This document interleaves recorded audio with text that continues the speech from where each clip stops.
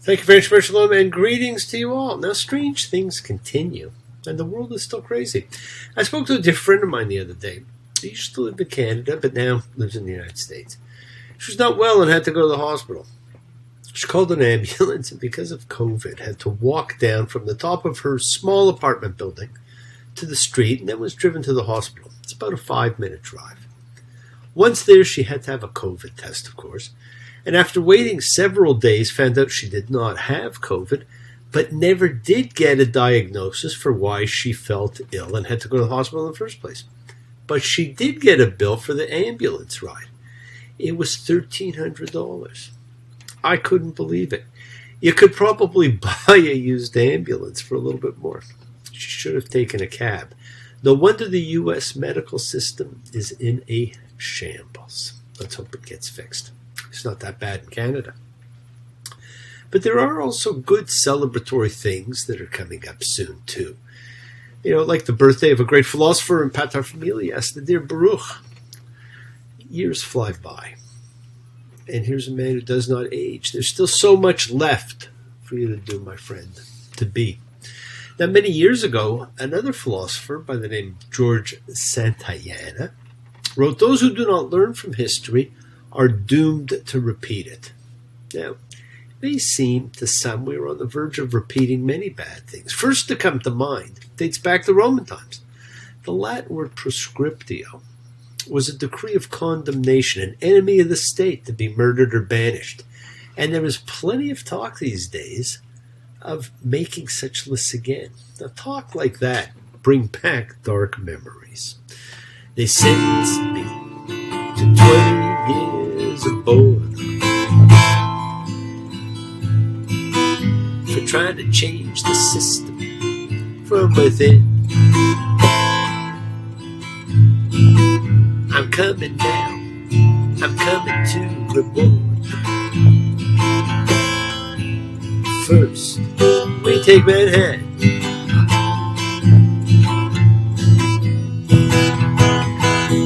Then we take Berlin. Now, speaking of Germany, just the other day was the anniversary of Kristallnacht. The night of broken glass, November 9th and 10th of 1938, a public government-sanctioned pogrom. When the mob rule took effect. How far are we from that now? Beware the mob. We were warned back with the plagues on Egypt. Beware the mob. Now that seems to have been overlooked. Just as somehow Armistice Veterans Remembrance Day, whatever you want to call it, got a little bit lost in the chaos of recent current worldly events or people. So please do take a moment, light a candle for the brave soldiers the world over who gave their lives for their countries. And light an extra one for the loss of the great scholar, the liturgist, the Rabbi Lord Jonathan Sacks, the great Rabbi Emeritus of Britain and of the world. Great loss. Now we're coming up on the American Thanksgiving, and it looks like people will not be able to gather with friends and families as they have for so many Thanksgivings before. But these are times we can still come together as people and gather in other ways, like we do. As a like-minded group in the collective consciousness of seekers showing faith and love, a community, a chavor of fellowship. And make sure you have your own little fellowship for Thanksgiving, even if it's just in your own household. When we express our nature of kindness, compassion, thoughts, feelings, hopes, dreams, and wishes that unites us all. This community house of spirit, Beth Ruach. Sharing, bringing light, keeping fear at bay. And fear is ruling these days. We have to keep it at bay. So once again, please do go ahead and invite everybody you know. Those who you can invite physically do. The rest digitally, psychically, emotionally, spiritually. You know, think of people and you can communicate with them as we all gather and share. From Psalm 133, the Hine Matov. Come together. Hine Matov. Shevet Achim Gam Yach. Hine Matov. Shevet Achim Gam Yach. How good and how pleasant it is for brothers and sisters together. Community,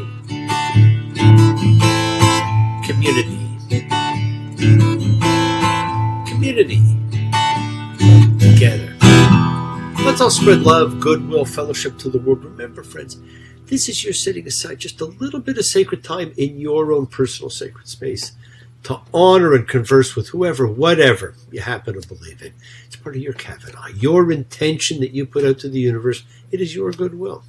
Let's take some time now to send some of that goodwill, some light and some healing out to whoever you know that needs it.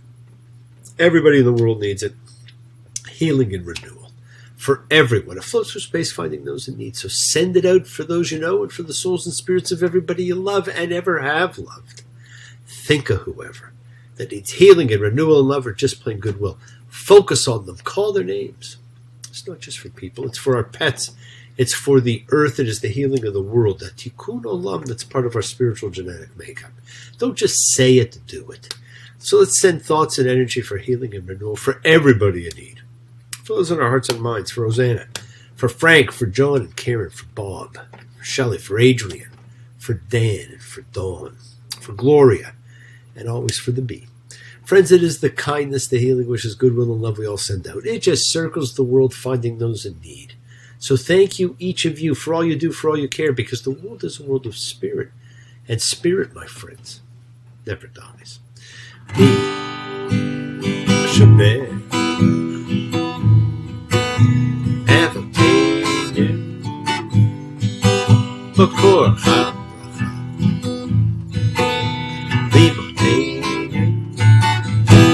Source of strength.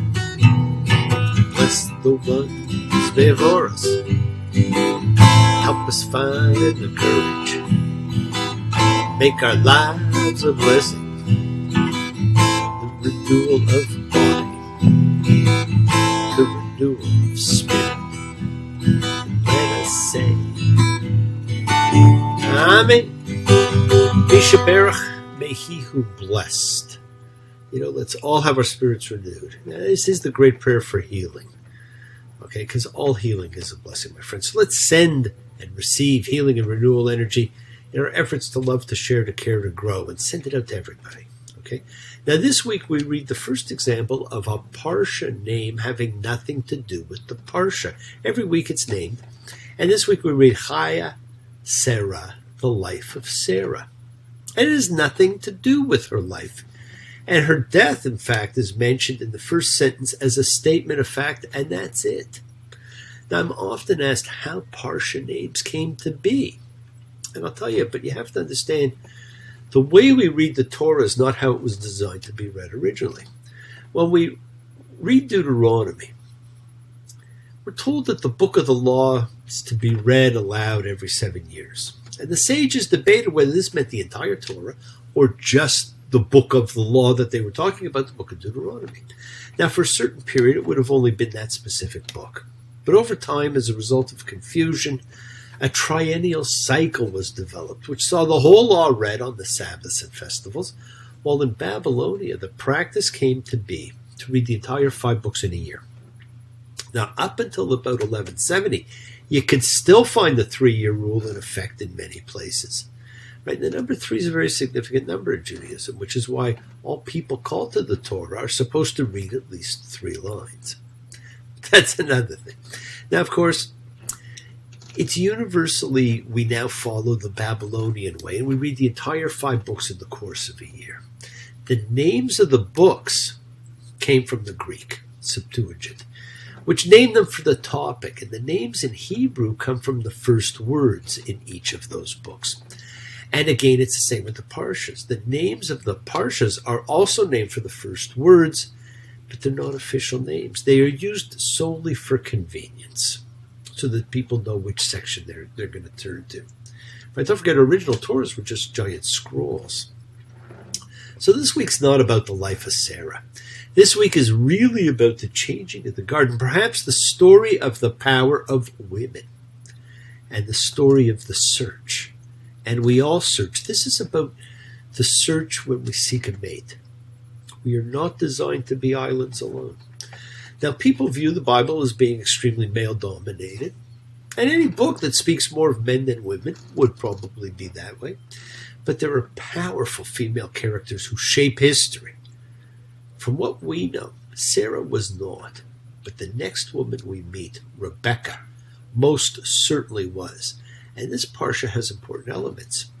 It tells us about the death of Sarah, that she died, the purchase of the tomb to bury her, perhaps the most famous tomb of all. It tells us about the remarriage of Abraham, the sending of his servant to find a wife for his son Isaac, Isaac's marriage to Rebekah, Abraham's death. Right, so it's got a lot, but it's not written in the order that it takes place. The way it reads seems normal, but that's the beauty in editing, and in editing with a narrative in mind. Right, this is a perfect example of why you should not view the Bible as a normal chronological history. This parsha is told woefully out of order. All those things are here, but they're not as presented. And the dominant part is really the finding of the bride and the marriage of Isaac to Rebekah, because that's what was really the important thing to Abraham. Matchmaker, matchmaker, make me a match, find me a find, catch me a catch, night after night in the dark, I'm alone, so find me a match of my own. Genesis 24:1, and Abraham said to his servant, elder of his household, who ruled over all things that were his, put your hand, pray, under my thigh, that I may make you swear by the Lord, God of the heavens, God of the earth. This, my friends, is a classic deathbed promise. But you wouldn't know that in the order you were reading this parsha. He then continues, that you shall not take a wife for my son from the daughters of the Canaanite in whose midst I dwell, but to my land, to my birthplace you shall go, and you shall take a wife for my son, for Isaac. Now that phrase, to my birthplace, has been an incredibly contentious phrase. To some, it's as different than what we've been taught to think. See, not to Ur, but to Haran does the servant go. So where was Abraham from? Wasn't he from Ur of the Chaldees? Isn't that what we were told earlier? But here we're being told he goes to Haran. Doesn't matter. I have my own suggestion as to what the Torah was saying in reconciling God's comment about Ur and Abraham's here about going to the place of his song, of his birth. But it's not for here. I mean, in the meantime, whichever you want to think is okay. Whether you think he was from Haran or whether you think it was from Ur, doesn't really matter. All we know is the servant heads off and he goes to Haran. And what we're going to see now is what's really known as the first betrothal ritual, and the Bible's full of betrothal rituals. Now, the conventionally fixed sequence of motifs of this type of scene is travel to a foreign land, encounter there with the future bride at a well, drawing of water, always water, hurrying or running to bring the news of the stranger's arrival, a feast at which the betrothal agreement is concluded, right? And that's what we're going to see all the time. We see it, this is a prelude to the Jacob scene, which acts out this entire thing, and also to the Moses scene with Moses and the 7 daughters of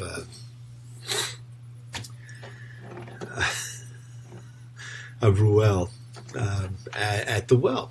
Now, this version is that one's just different because it's got a 7 instead of the 1, but this version is truly the most elaborate, and it's also the most leisurely of the betrothal type scenes. It's rich in detail and it's full of repetition. It's also the only version, it's completely different because the bridegroom himself is not present. Instead, there's a surrogate in which the young woman, not the man, draws the water. So there's all these little reverse things, but all of the elements are there, just done by different people. And it follows exactly as the servant imagined it, because he thinks about it in advance. Genesis 24:11. Here, I am poised by the spring of water, and the daughters of the men of the town are coming out to draw water. Let it be that the young woman to whom I say, pray, tip down your jug that I may drink. If she says, drink and your camels too I shall water, She it is whom you have marked for your servant, for Isaac, and for this I shall know that you've done kindness with my master. So he thinks this, and he goes to the well, and he says that, and Rebekah draws water for the servant and his camels. The servant then goes on and meets her family, including her brother Laban. Yes, that Laban. She agrees to marry this man who she's never met. And off they go. And now we get our first glimpse of the grown Isaac. We haven't seen anything, and we know nothing about him. He's a philosopher. He's a thinker. Genesis 24:63. And Isaac went to meditate in a field toward evening, and he raised his eyes and saw, and here were camels coming. Born a poor young country boy, Mother Nature's son. All day long I'm sitting singing songs for everyone.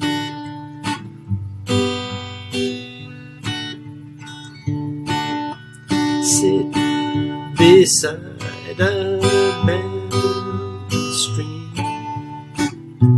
see her waters rise, listen to the pretty sound of music as she flies. Now he was completely different than the other two patriarchs. They had their names changed by God, while God named Isaac. He was not called to do anything in life. The events of his life were visited upon him. The defining moment of his life would have been when he lay on that altar of sacrifice. He never went anywhere, and we learn very little about him. He's completely different than the other two. And the servant recounted to Isaac all the things he had done, and Isaac brought her into the tent of Sarah, his mother, and took Rebekah as wife, and he loved her, and Isaac was consoled after his mother's death. Now, neither had met the other, but they instantly connected on meeting, and Rebekah filled the emotional gap that was left by Sarah's death, as the end of the verse indicates. And with the first matriarch deceased, Rebekah takes up the role of matriarch in the family. Right? But she becomes far more than that. Now Isaac's consoled, he's happy. And shouldn't we all be happy? We're then told Abraham now marries Keturah, one of the most significant and least talked about people in the Bible. Genesis 25:1. And Abraham took another wife, her name was Keturah. And there's an old rabbinic idea that she is actually Hagar. And he goes on to have many, many children. And she bore him Zimran and Jokshan and Medan and Median and Ishbak and Shua. Abraham is the happiest he's ever been. We're also told Abraham gave everything he had to Isaac. And these are the days of the years of the life of Abraham, which he lived 175 years. And Isaac and Ishmael, his sons, buried him in Machpelah cave. Now, I think Ishmael showed incredible class. He was the firstborn and he was left nothing. Right?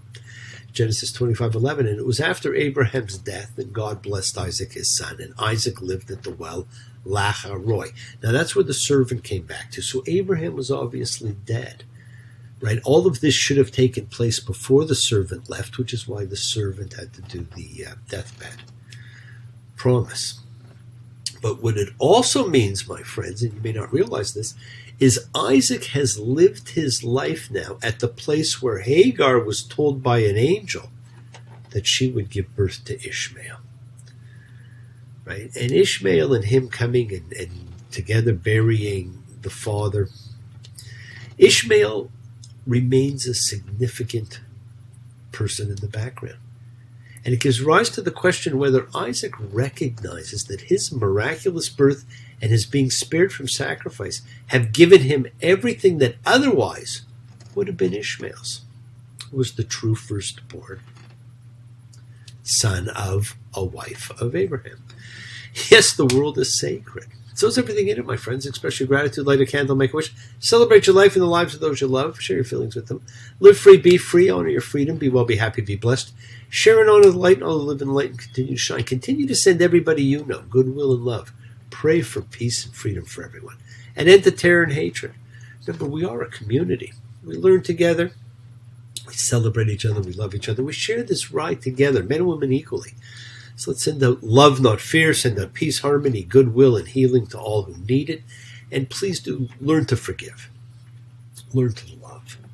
Open your hearts, honor the relationships of your life, and tell those you love that you love them. Take advantage of the time you have. Enjoy the journey, my friends, because we take the twists and turns and the patterns that weave through the fabric of our lives in our efforts to grow, to learn, to be, to love. So please do love. If nothing else, learn to love. Now, bless you all. Have a fantastic week. A week of love and light, a week of peace, a week of miracles. Examine your intentions. Use them to imprint your will on the universe. Light a candle for the fallen soldiers. We set in motion everything that happens in our lives. Our intention, our Kavana, our cause, our effect, it's all linked. Now, as I've said, you always have time to forgive and to be forgiven. You have the knowledge of what's good and bad. So acknowledge what you have done wrong to yourself, to God, and to any person you've wronged. Ask forgiveness. Do so with sincerity, accountability, and vulnerability. Forgive those you've hurt as you learn to be forgiving and compassionate, because the secret of forgiveness, compassion, and peace is in acceptance. Can you accept yourself, other people, and the world just as they are? Can you accept life as it is without trying to control it? If you do, you can experience the peace that acceptance brings. So do not stop your journey. Do not stop moving towards your promised land. It is your home. It's calling you. So keep on dreaming, keep on being, keep sharing, keep shining, keep teaching, keep spreading joy and goodwill. Do not follow fear. Always follow love, because it's always in front of you. And remember to have faith and unwavering adherence to principle. Just as I have faith in the principle of love in all of you. Act with purity of heart and mind. Despise none, defraud none, hate none. Cherish all. Honor every child of God, every creature of the earth. May all people know peace in the air. And may you nurture kindness and love everywhere you go. Work to be present in the body. Expand the heart, quiet the mind. Because the deepest source of real power lies in consciousness and the ability to be mindful, to be aware, to be present in all of life's circumstances. Make the most of your time in this life. Continue to touch and transform the lives around you. Because you're never alone, my friends. You're forever blessed and have the ability to bring blessings to everybody you meet. Health, love, and renewal to everybody you come across. We're all energy, and energy can never be destroyed. It can only be transformed. Your words are your power to transform, to love, to bless. Be generous with them and bless others, and thereby blessing yourself. And love with the heart, because we're all part of the greater whole. Embrace love, not fear, forgiveness, not anger, and be there for someone, because someone will always be there for you, whether you know it or not. And continue to explore faith and belief in what they mean to you. And never accept shame as a natural state. Whatever you feel, others have felt. Whatever you've experienced, others have too. You're not alone. We share together. We learn together, and we help each other, because we're each of us trying to find love and acceptance and support. We all have or could have that special someone in our life. So find them. Tell them what they mean. Remember, you're never alone on your journey to your promised land. Watch your words. They hurt you, they heal you, they imprison you, and they free you. And keep forgiving those you need to forgive. And keep asking forgiveness from those you need to ask forgiveness of. And listen to the voice of God and His angels as they talk to you. They always do.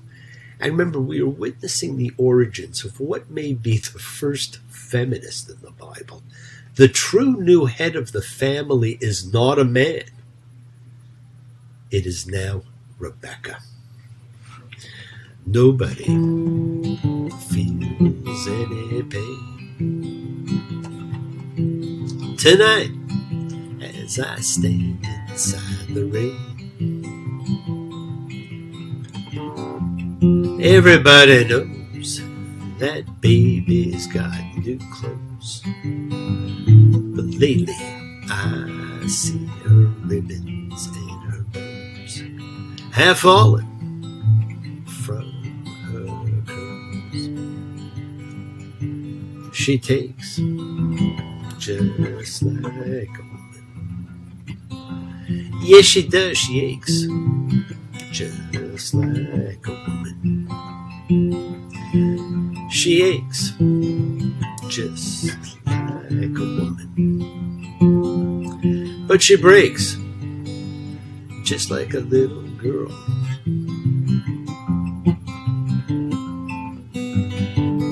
Well, thank you for joining me, my friends. I want you to all have a great week. Be thankful, be gracious, be kind, be loving. Believe in yourself and in the people around you. Believe in miracles and in the grace of God. And I will see you all soon, and so will Esther. Shabbat shalom and blessings to you all. Take care.